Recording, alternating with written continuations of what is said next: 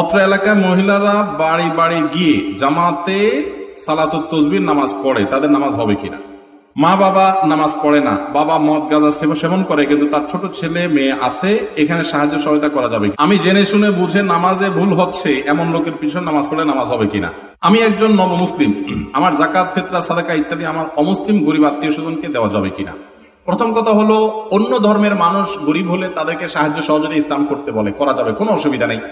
আমরা আমাদের আসুন্নাহ ফাউন্ডেশন থেকে অনেক এই বন্যার সময় ত্রাণ ইত্যাদি আমরা সেদে সেদে অমুসলিমদেরকে দেই। আমি সিলেটে গেছি ত্রাণ দিতে, আমি শুনলাম একটা গ্রাম হিন্দু গ্রাম, আমি বললাম ওই গ্রামে ট্রলার ভিড়াও আগে, সেখানে আগে দিব। আমি নিজে ঘরে ঘরে গিয়ে পুরো ত্রাণের বস্তা তাদেরকে দিয়ে তারপর অন্য জায়গায় গেছি।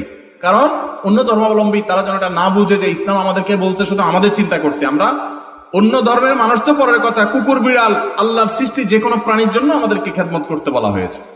তাহলে তারা তো মানুষ, তারা তো আমাদের জাতি ভাই, আদম সন্তান ভাই, সেই হিসাবে ভাই। সো তাদের জন্য আমরা অবশ্যই দান দক্ষিণা করব, কিন্তু যাকাতের টাকাটা নির্দিষ্ট খাত আছে, ওই খাতেই ব্যয় করতে হবে। যদি অন্য ধর্মাবলম্বী কাউকে যাকাতের টাকা দেন এই আশা যাতে করে তিনি ইসলামে আসবেন, অথবা তাকে মনোরঞ্জন করলে ইসলাম মুসলমানদের উপকার হবে, তাহলে সে উদ্দেশ্যে দিতে পারেন, যদি এটা নিয়ে আমাদের ইখতিলাফ আছে। অতএব আপনার মা, আপনার আত্মীয় স্বজন কাউকে যদি গরিব হয়, মা তো না, আত্মীয় স্বজন গরিব যদি হয়, তাহলে তাকে যদি আপনি যাকাতের টাকা দিলে সে মনে হয় যে তাকে হেদায়েতের আশা করেন, তাহলে অনেকগুলো আমাদের মধ্যে সেটি জায়েজ আছে। মা বাবা নামাজ পড়ে না, বাবা মদ গাঁজা সেবন করে, কিন্তু তার ছোট ছেলে মেয়ে আছে, এখানে সাহায্য সহায়তা করা যাবে কিনা? অবশ্যই ছেলে মেয়েদের সাহায্য করবেন। বাবা অন্যায় করলে তাদের কি দোষ আছে? তাদের জন্য সাহায্য অবশ্যই করতে পারবেন, তবে আপনার সাহায্যের টাকা দিয়ে যেন ওই বেটা মদ গাঁজা না কিনলে খেয়াল রাখতে হবে। আমি জেনে শুনে বুঝে নামাজে ভুল হচ্ছে এমন লোকের পিছনে নামাজ পড়লে নামাজ হবে কিনা? ভুল কেমন হচ্ছে এটার উপর নির্ভর করবে। বড় ভুল হয়, অর্থ বিকৃতি হয়, তাহলে এর পিছনে নামাজ পড়লে নামাজ হবে না। ছোটখাটো ভুল হয়, নামাজ পড়া যাবে, নামাজ হয়ে যাবে। অত্র এলাকায় মহিলারা বাড়ি বাড়ি গিয়ে জামাতে সালাতুত তাসবিহ নামাজ পড়ে, তাদের নামাজ হবে কিনা?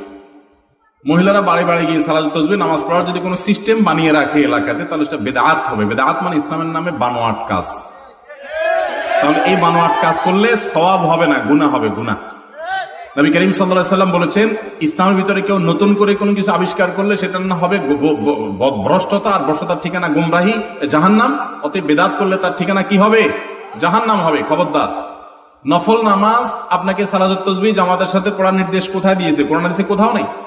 সেখানে আবার মহিলারা বাড়ি বাড়ি গিয়ে, এটার ইসলামে কোনো সুযোগ নাই। এটা সম্পূর্ণ এবং পরিষ্কার বেদাত। এই বেদাতে লিপ্ত হলে আপনি গুনাহগার হবেন এবং নিজের আমল নষ্ট করবেন।